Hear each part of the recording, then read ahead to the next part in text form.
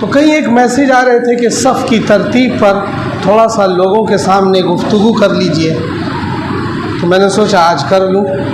तो सफ़ों की तरतीब बेहतर करो, सबसे पहला काम। सफ़ की तरतीब अगर बेहतर नहीं होगी तो नमाज का सवाब कम हो जाता है, नमाज का सवाब कम हो जाता है। ये जो सफ़ बंदी करते हैं ये नमाज के अंदर का अमल तो नहीं है, नमाज के बाहर है, लेकिन नमाज के हिस्सों में से है, लेकिन नमाज के हिस्सों में से है। इसलिए हमें सफ़ों की तरतीब सबसे पहली जिम्मेदारी है। ये नहीं कि आए और जहाँ तहाँ नियत मान ली, इधर चाह तो इधर, उधर चाह तो उधर, स्पेस है तो है, नहीं है तो भी ठीक, वो आगे जगह खाली है पीछे खड़े हो गए, ये सब बेतरतीब बात है। तो सबसे पहले मस्जिद में आकर सफ़ों की तरतीब को बेहतर करना है। अगर नहीं करेंगे तो नमाज का सवाब भी कम होगा, और एक दूसरा बड़ा नुकसान, आपस में एक दूसरे के बीच इख्तिलाफ पैदा होगा। हम देखते हैं कि नमाज में वही महल्ले वाले लोग मस्जिद में एक ही जगह नमाज पढ़ते हैं और बाहर जाकर आपस में दोनों में क्या रहता है, बड़ा टकराव रहता है। बड़ा क्या रहता है, टकराव, एक दूसरे को पसंद नहीं करते। तो नमाज के सफ़ों की तरतीब ठीक ना करने की वजह से दूसरा नुकसान हदीस के मुताबिक ये होता है कि हमारा दिल बदल जाता है, दिलों में इख्तिलाफ हो जाता है। दिलों में क्या हो जाता है, आपस में एक मोमिन को मोमिन से जो मोहब्बत होनी चाहिए वो बात नहीं रहती। सफ़ों की तरतीब कैसे ठीक करना है ये एक अहम है। सफ़ों की तरतीब इस तरह ठीक करनी है कि ये जो पट्टियाँ लगी हुई हैं सफ़ों में, इन पट्टियों पर अपने टखनों को सेट करना है।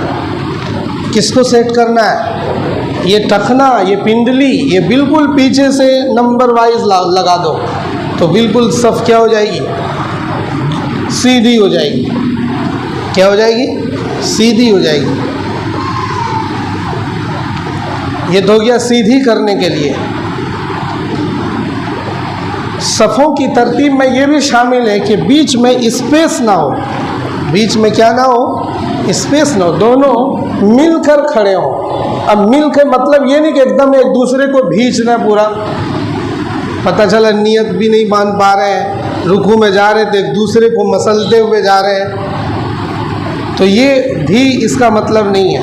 थोड़ा सा बिल्कुल मामूली स्पेस, बहुत मामूली स्पेस रखो ताकि आपका रुकू, आपका सजदा, आपका क़ौमा वो ठीक से होता रहे, एक दूसरे से जिस्म बहुत ज़्यादा चिपक न जाए।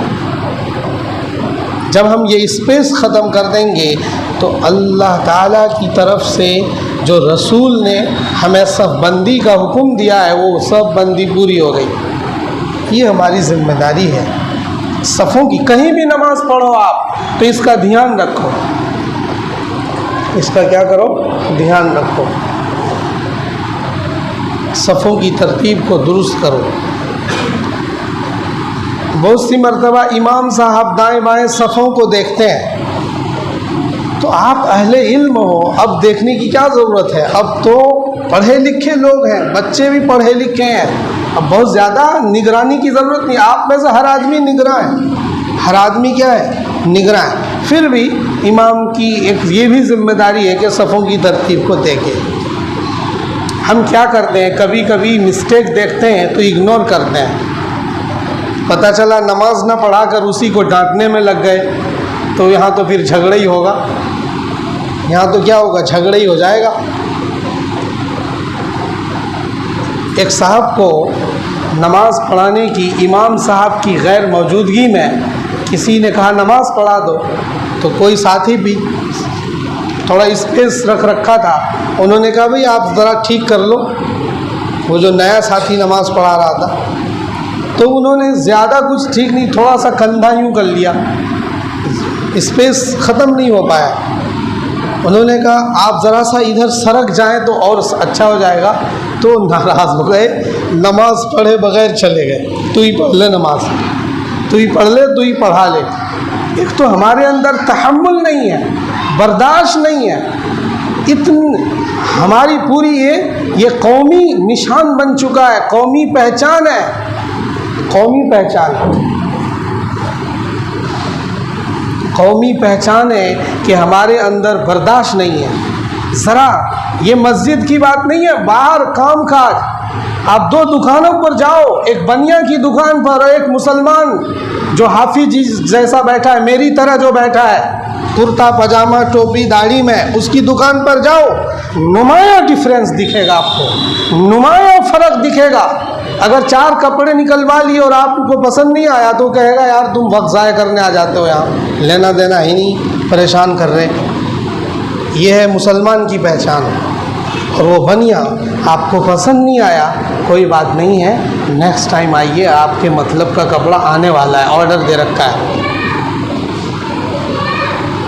कैसे आप सक्सेस होगे, कैसे आप कामयाब होगे? अपने अंदर बर्दाश्त का मादा पैदा करो, तहम्मुल का मादा पैदा करो, तब कामयाबी मिलेगी। यूं ही लोग कामयाब नहीं हुआ करते, यूं ही बड़े बड़े बिजनेस तैयार नहीं होते, यूं ही बड़ी बड़ी कंपनियां नहीं बनती। उसके पीछे उसके ऑनर की, उसके मालिक की बड़ी कुर्बानियाँ होती है, तब वो जाकर शौक़ से कंपनियाँ बनती है। अच्छे औसाफ पैदा करो। एक बात हो गई कि सफ़ों की तरतीब ठीक करना।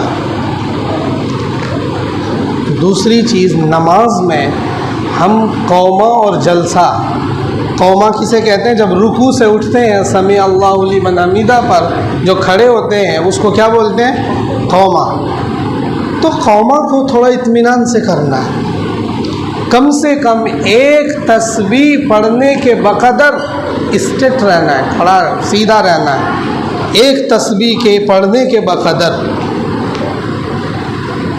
ऐसे ही जलसा करते हैं। जलसा है 2 सजदों के बीच जो बैठते हैं, 2 सजदों के बीच जो बैठते हैं, उसमें कम से कम एक तस्बीह के बकदर सीधा बैठे, तब दूसरा सजदा करें। ये ज़रूरी है, ये ज़रूरी है, वरना फिर नमाज आपकी अजीब सी हो जाएगी। तो इसका ध्यान रखना है कि हमें कौमा और जलसा ज़रा ठीक करना है।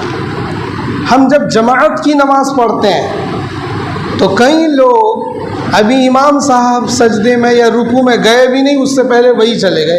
इतनी जल्दी है उन्हें, इतनी जल्दी है कि हम अभी अल्लाह इतना ही बोले वो वहाँ सजदे में पहुँच गया। भाई इतनी जल्दी क्यों कर रहे? अब इमाम कहीं एक जवान होते हैं, कहीं एक बूढ़ा इमाम भी होता है। दो तो बेचारा पहले घुटना पकड़ेगा, थोड़ा स्टेप लेगा, फिर सजदे रुकू में जाएगा। तो इसका भी ध्यान रखना चाहिए।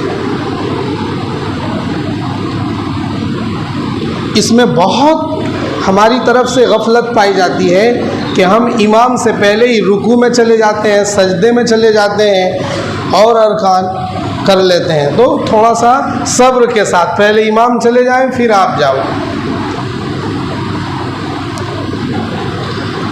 तरतीब के साथ।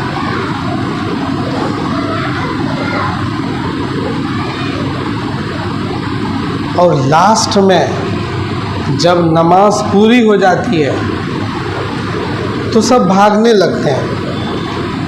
ऐसा लगता है बिल्कुल बाहर डील चल रही है, अभी जाते ही 5-7 हज़ार कमाएंगे हम। मतलब इतना वक्त तो आप बैठे रहे, मतलब आधा घंटा बैठे हुए हो आप, 15 मिनट से बैठे हुए हैं, 10 मिनट से बैठे हुए हैं, अब 2 मिनट के लिए सारा नुकसान कर जाते हैं। तो जब सलाम फिर जाए तो थोड़ा दुआ के लिए भी वक्त दो।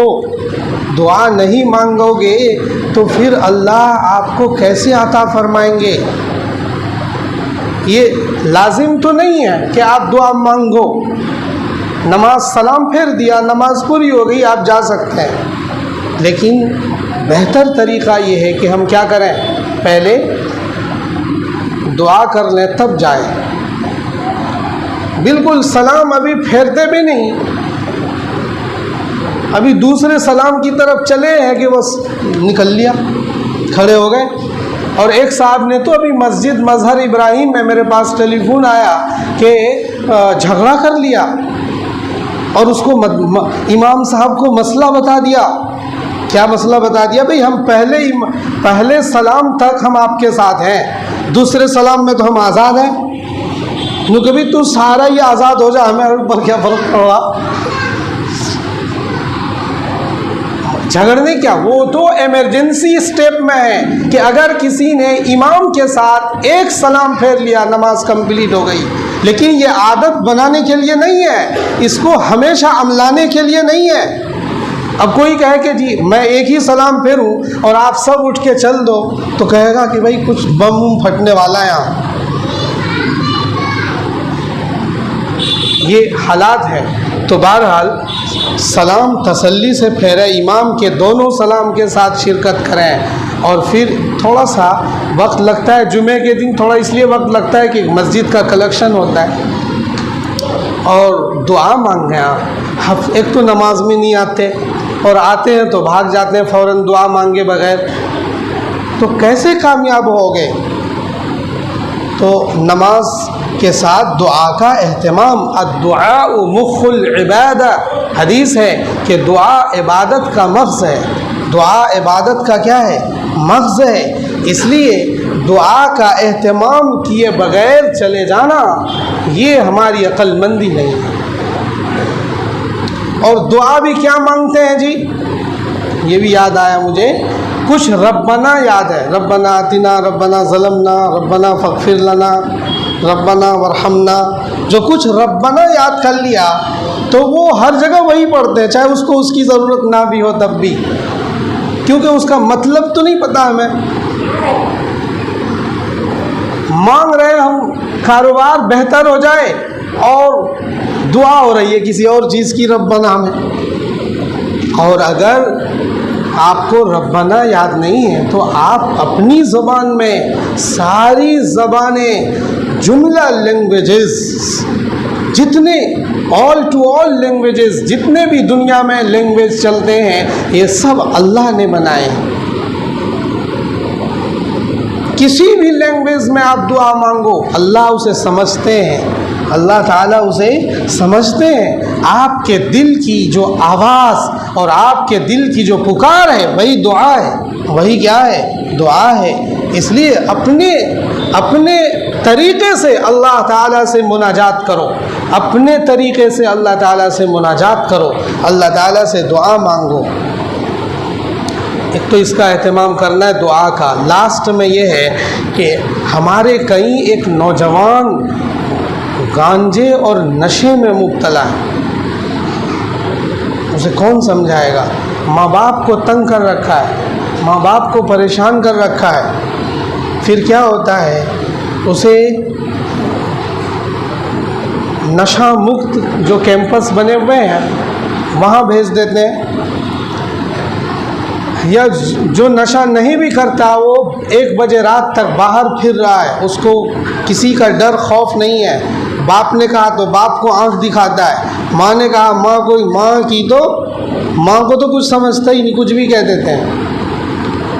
और ज़्यादा बदतमीज़ हो तो बाप को भी आड़े हाथों ले लेता है।